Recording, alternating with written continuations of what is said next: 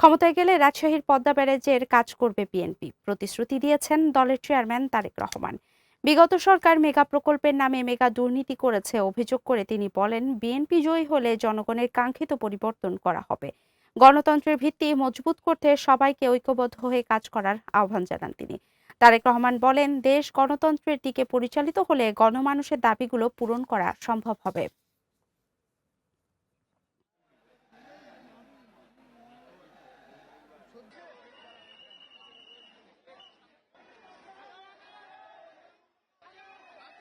উপস্থিত ভাই ও বোনেরা, আসসালামু আলাইকুম।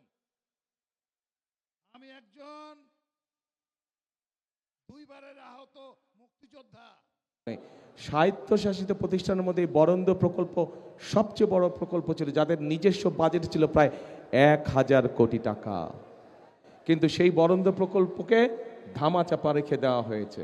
প্রিয় ভাই বোনেরা, আমরা এই বরেন্দ্র প্রকল্পকে চালু করতে চাই সঠিকভাবে। আবার এই এলাকার খালগুলোকে আমরা খনন করতে চাই, পদ্মা নদীকে আমরা খনন করতে চাই।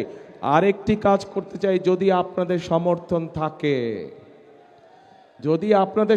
থাকে, আরেকটি কাজ করতে চাই, ধানের শীষ সরকার গঠন করলে ইনশাল্লাহ আমরা পদ্মা ব্যারেজ নির্মাণের কাজে হাত দিতে চাই।